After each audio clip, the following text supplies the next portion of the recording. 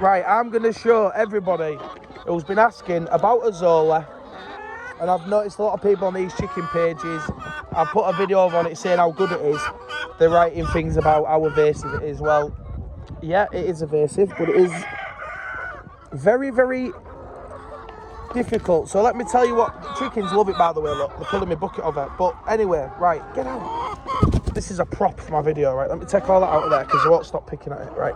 So this is my azolla bucket, okay? I don't like doing that because it gets blended in with the ground. They do eat it, look, they love it. But right, fairy moss and things like that is not very good to grow. So don't have as much leafy matter. So if you want to grow azolla in the UK or in any country, I'm going to tell you the truth of it, because the videos on YouTube and places, they're not, the information's there, but it's not very good, it's not very organised. So I'm going to show you how to do it. This is azolla. It's a very green leafy plant. Look at them on there. Very green leafy plant, and it grows mega quickly, and I mean ridiculously. Right, it grows in water, right? Look, the chickens love it. So what I'm going to do is I'm going to tell you and teach you how to grow it. So first thing you need is azolla, which is this. Got a big bag of it here, feed it to the chickens, right? So your cattle will eat azolla as well, but you need a lot of it, so it's not really efficient. So we're going to use this as a tub, any tub you want, okay? You put that much soil in the bottom, topsoil, yeah? Just off the top of your field or your garden, that much.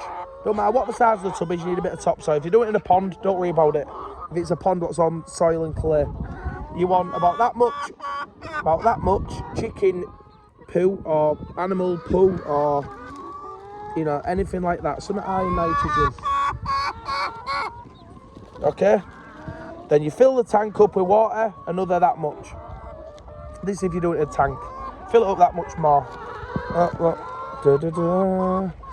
Okay? So you fill it up that much more in your tank. Put your azolla in the water like this. Like that. And then you'll end up with that bucket about half full, okay? And then what you do is you put it in full shade. Azolla in the UK, these people have been saying about azolla and, you know, it's evasive. It don't grow in the UK. It won't grow in fast moving water. It don't like that too much. Because I had a little thingy what I grew it in with a pump. It don't like the pump.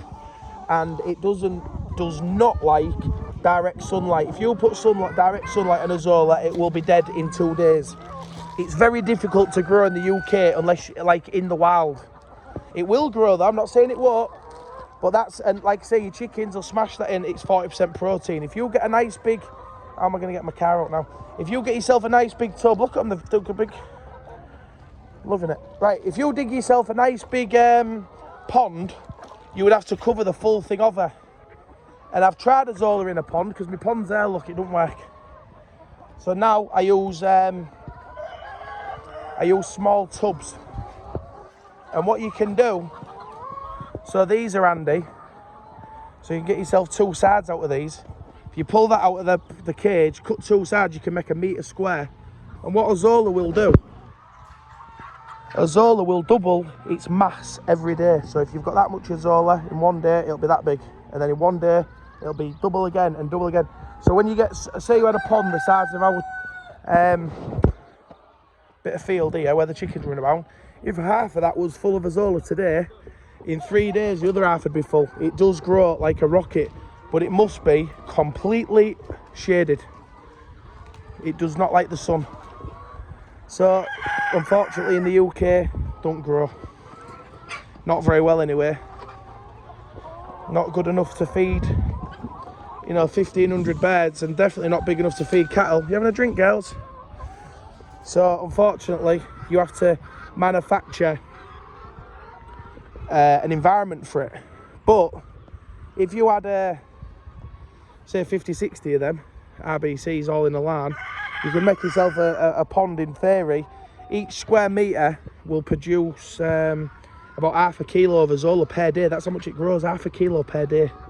So if you had 20 of them, 10 kilos a day, it'd feed nearly all these.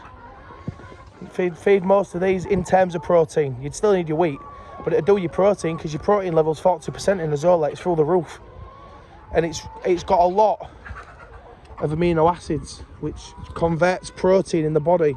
It can use the protein more freely. Protein, not all proteins are the same. I'm no expert, I'm no doctor, I'm no nutritionist. It's just things I've read and researched. But I noticed I put up a video on Facebook and so I was like, oh, don't grow that, it's evasive. It's not evasive.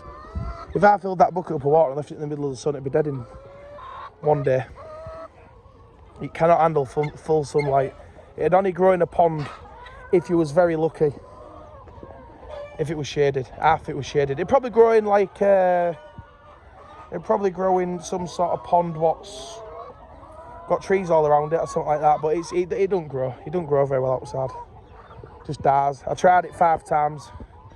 Putting new azolla in, growing it, putting new azolla in, growing it 5-6 times, and every time it died.